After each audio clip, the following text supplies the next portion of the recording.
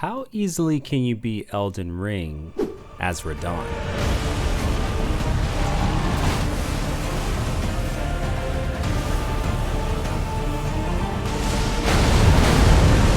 Radahn is one of the bosses of all time, and in this video I'll be taking control of him and using him to fight some of the game's most difficult bosses. Hello? The rules of this challenge are simple. We play on max new game difficulty, and yes, this video will not end until we defeat Malenia. Before we begin, let me know which boss you guys want to see next by leaving a comment below, and don't forget to subscribe because YouTube doesn't always recommend. Okay, since you guys overwhelmingly voted for Radahn in my last poll, I decided it was finally time to give him a shot. All right, Tree Sentinel, let's see what you got. Or not. Guess he has somewhere to be. As a person with a very busy upload schedule, I know how tough it can be to plan and prepare meals. With HelloFresh, you get delicious recipes made with quality ingredients delivered right to your door. That means no more waiting in lines and no more trying to figure out what to cook for dinner. With the price of eggs up 149%, which is pretty much the price of a gallon of gas, now is the perfect time to get started with HelloFresh. It's cheaper than grocery shopping and about 70% cheaper than eating at a restaurant. In my opinion, the best thing about HelloFresh is the fact that you're actually learning how to cook. And with access to over 40 weekly recipes, you can impress all your friends with great tasting meals that you can whip up in no time at all. Use my link below or go to HelloFresh.com and use code PogChessMar60 for 60% off plus free shipping. Once you click, my description will live update to count up the purchases. While the Tree Sentinel was on his break, I made my way over to Margit where things got claustrophobic fast. Despite our massive size, I did have some trouble hitting Margit at times, but that didn't really matter because playing as Radahn is like playing in creative mode. We can literally defy gravity. What?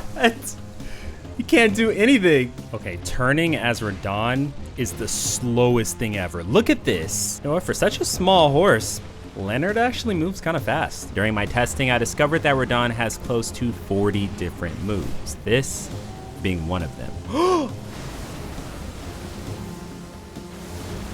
What was that? I have never seen that before. In spite of our insane moveset, Godrick still got kinda close, which made me realize that this wasn't gonna be as easy as I thought it was. With that in mind, I decided to unwind a bit and pay a visit to the family dog. Don't ask me how I got in this room. For this fight, I let the wolf get a few shots in, and afterward, I tried to finish him off with our new move. Guys, I apologize for the camera, but the only other option is to be so zoomed in that we're basically playing as Leonard. During this move, you can see Radahn bury Leonard in the ground so he doesn't get hit during the attack. And shoutouts to whoever designed that, because animal cruelty is not okay. After that, I buried the wolf too. As a magic user, it looks like the apple doesn't fall too far from the tree. There's a gravity joke in there somewhere, right? Before jumping into the fight with my mom, I let my curiosity get the better of me and... What? I can move? And attack. I have to do a bubble Rennala playthrough. Actually, yeah, no, this was a terrible idea. Anyway, to spice things up, I used Radahn's bow for the first phase of this fight, and it was surprisingly effective. The real MVP were the gravity shockwaves though, because I didn't have to aim them. For phase 2, I got really comfortable with Leonard's movement, and I found out that if you pivot with him, then he actually keeps his speed while he's turning. Still didn't stop us from dying though. When I returned, I realized one important detail. Second phase Rennala is outside. Wow, Radahn is insane. With 2 great runes, usually this is where I take on the Draconic Tree Sentinel, but I heard there was some sort of festival going on, so I decided to stop by there first. Defeat the general. It was kinda awkward. For a Tarnished, Radahn is one of the most epic fights in the game, but before you can challenge him, you usually have to deal with his arrows. Going into this fight, I tried to beat Radahn at his own game, but as it turns out, we both have terrible aim. Eventually, the other Radahn got fed up and went for Arrow Rain, which is a homing attack that works differently when used against another enemy. And I discovered firsthand just how effective it really is. Did I just get stance broken?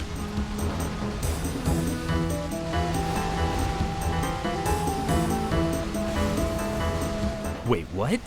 That move is completely broken. Bosses don't get iframes when they get hit, so it just shreds them. I'm only gonna use that move when I absolutely have to, or else this wouldn't really be much of a showcase. I can explain. I didn't expect Mohg to be this difficult. When I did this fight last time, I didn't have to worry about bleed because I was playing as Goldfrey, who's immune because he's a ghost. This time around, that wasn't the case, and Mohg hits hard. Before the rematch, I remembered that Radahn has access to Cragblade, which should make us hit harder and rip through Mohg's poise even easier. Speaking of poise, Radahn actually has twice as much as Mohg does, but Mohg makes up for this by having so much more HP. His HP regeneration during phase 2 is annoying, but the best way to deal with it is to just keep attacking. With most of the gravestones gone, the arena is surprisingly spacious, which means we can get away with using our gravity whirlwind. Eventually, Mohg does go down, and hopefully Malenia remembers this. Hopefully you remember to like the video. Now that we're underground, there was no way I wasn't gonna challenge Astel. It's nothing personal really. Astel seems like a nice guy. In fact, he seems very down to earth. Despite how epic it is, this fight isn't hard at all, and as long as you focus on Astel's head, then the damage really starts to add up. Once he reaches half HP, Astel teleports away, and for the sake of the video, I decide to let him cook. Oh, I got meteors too. Astel. After basically speedrunning Astel, I made a stop at the other gravity-defying boss nearby. The most annoying thing about this fight is the soundtrack. No, I'm just kidding. The soundtrack's actually pretty good. The real problem with this fight is how often it runs away, but Radahn doesn't really have to worry about that for obvious reasons. With the Ancestor Spirit behind us, it was finally time to enter the capital, and the one thing you never get used to while playing as Radahn is his size.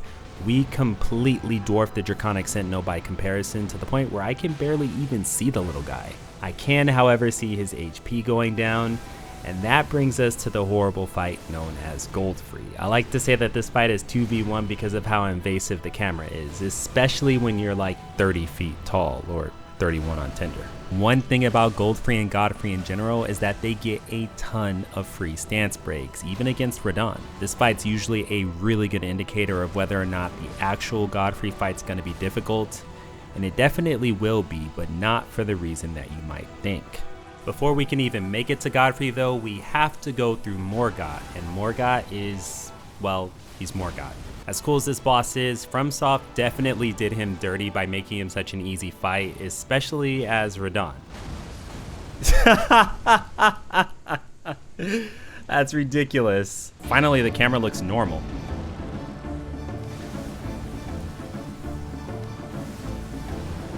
Hold on, I actually might be able to snipe this guy. Not bad. Uh-oh. Okay, this is not looking too good. Yeah, might have to bring out the cheap moves. That was a close one. Oh, it's not reaching. Wait, yes it is. Wow, that move is so broken. But how could I not use it on such a big target? Upon arriving in Archdragon Peak, Farum Azula, my kill streak was promptly ended by these two demons, and I think you know why. They've actually beaten every single boss I've played as so far, with the rolling attack being the most dangerous part of the entire fight. On top of that, our massive health pool means nothing to these guys because, as we all know, their Black Flame deals percentage-based damage. The fact that we're indoors means that we can't use Radahn's Meteor either, making this the toughest fight of our run so far. Oh, what? We gotta take out the big boy first.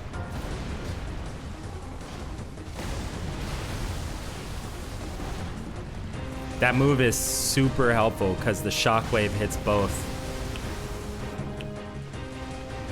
Nice. Yes, there it is. The next boss on our list was Placidusax, and this fight was insane. Here we go. That kind of hurts. This is basically gravity waterfowl. Whoa, okay, this is exactly where we want to be, actually. Come on, sit still. He won't stagger. That just melts me. Let's try not to get tackled here. Actually, what if I go up? Hold on, don't run away. Nice. This is my chance. Let's try that again. No! Oh, this is not good. Whoa, that was so sick. Maliketh. What, you thought I was gonna fight this boss fair and square? Next up was Gideon, also known as Lydian because, well, he's a loser. As you guys know by now, it is a tradition to clown Gideon in every single run, and this one was no different. Whoa!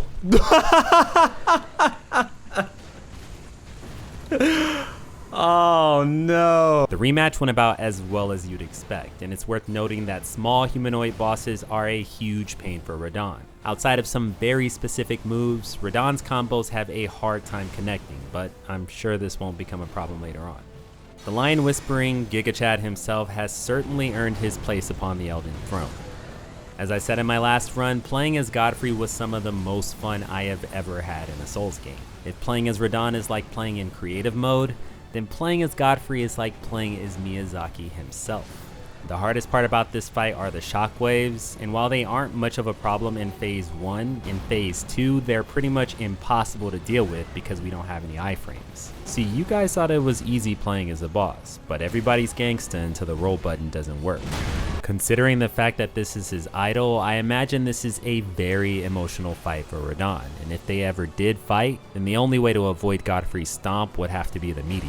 After crashing back down, we knock Godfrey into phase 2, and if you can believe it, Hoarlu is actually less problematic than Godfrey. We don't have to worry about his grabs, and he has absolutely no defenses. The one thing we do have to worry about is Earthshaker, but that has no effect on us in the sky. Radagon is an emotional fight too. His small stature makes him a difficult target, and it's impossible for us to outrun his magic. He's relatively easy to stance break, but trading with him is never in our favor because he has so much more HP than us. In the end, we did make it out on top, and let's just say the Elden Beast would have had a better chance versus Rennala.